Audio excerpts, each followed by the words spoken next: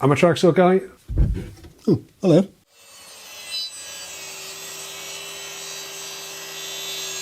Hi, hope you're well. In this one, I'm going to talk a little bit about birch plywood, sometimes called Baltic birch.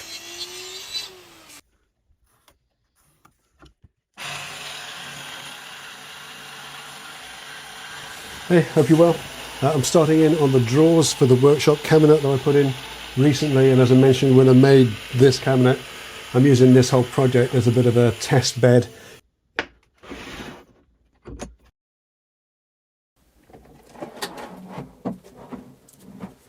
Perfect.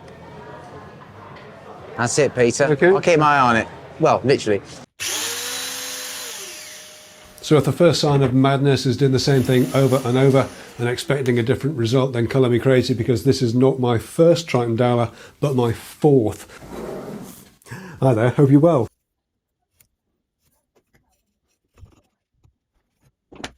Big issue in recent years, and we'll talk more on that later in the video, but I went looking for blade-free alternatives, and these dozen or so separate little kits are what I thought worked well. The long and the short of it though is that we all love a bit of birch ply because it looks fantastic, it requires no special edge treatment, and until recently it was one of the best value and most accessible quality furniture boards around.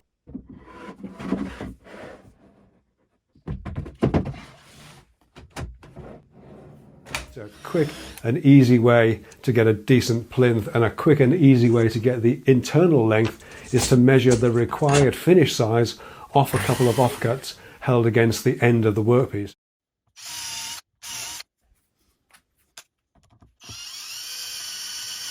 In this one, I'm sharing some first impressions of this, the CSC Sys 50. Ooh, I think that Festool have made a big mistake by not making mains power available on this saw.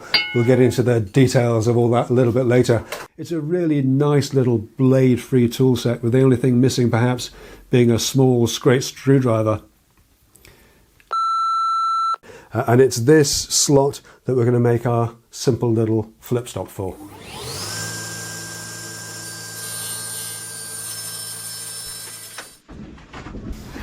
So why repurpose some old bookshelves rather than building something new? Well, same reason I use the IKEA wall cabinets on this project.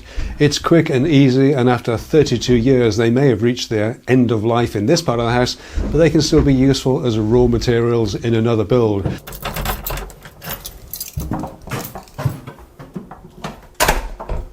Hey, hope you're well. This is my house. This is my living room, hallway, office, my garden, and this used to be our kitchen. Yeah, me and Mrs. 10 Minutes, we've got the builders in.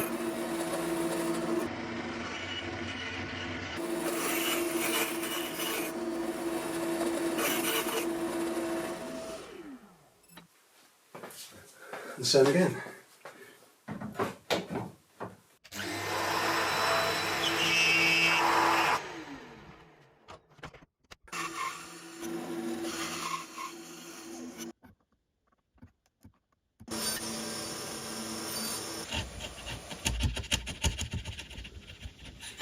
For today though, we're working mostly with sticks and natural timber, shaped like a key that folds out to a mini blade with a straight and serrated edge, a small Phillips screwdriver, a bottle opener.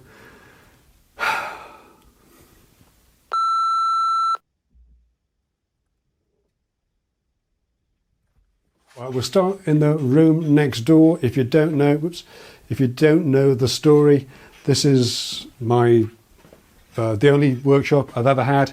So I ran my cabinetry business from here for close to 20 years.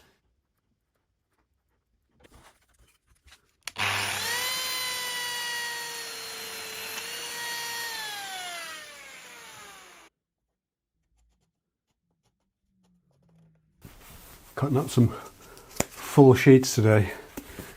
This will be fun.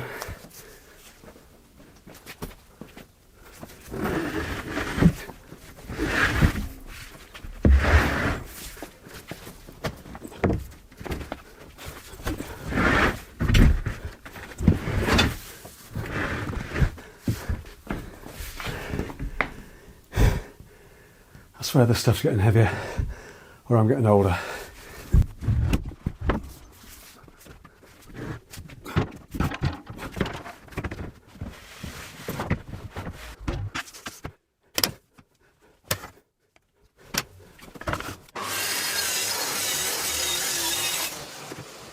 you know how they say that you never really get better at something, you just get better at hiding your mistakes? Well, in this video, I'm going to fess up to some real howlers that I made during the drawer cabinet build, that drawer cabinet.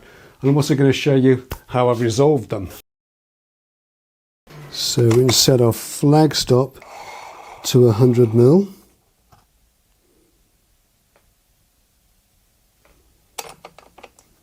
And we can run that piece of plywood in against the teeth of the blade.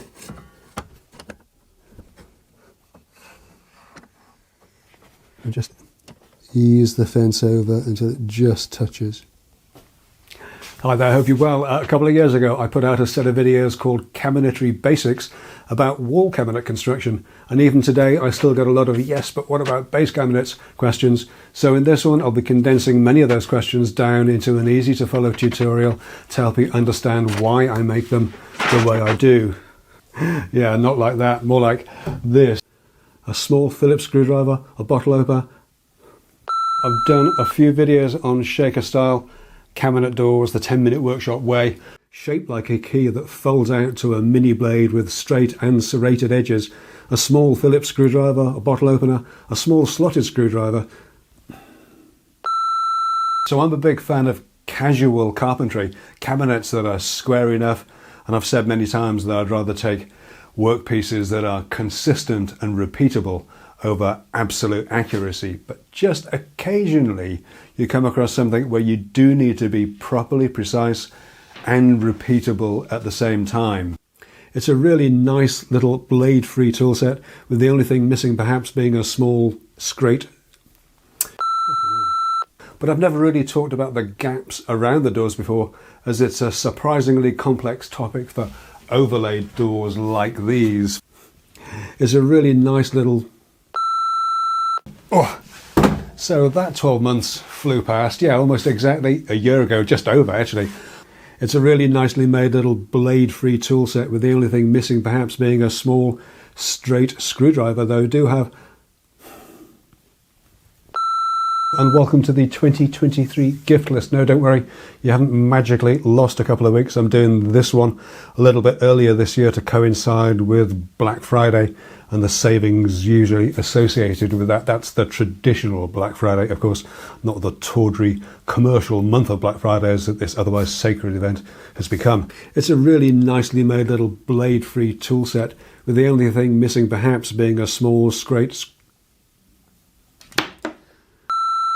In this one I'm making some plywood wall cabinets for the workshop to try and contain some of the clutter in the room next door, and just for fun I'll be making them without a tape measure, a ruler or a square, just a track saw.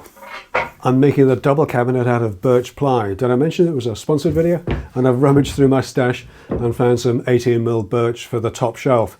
So there you go, a dozen or so tool sets for the traveller who tinkers, and something there for everyone regardless of how much or how little you fancy spending. I'll call this one done for now though. Thanks so much for taking a look.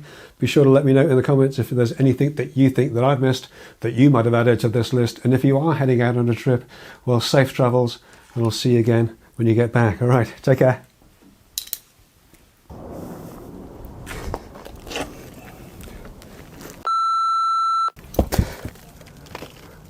My garden.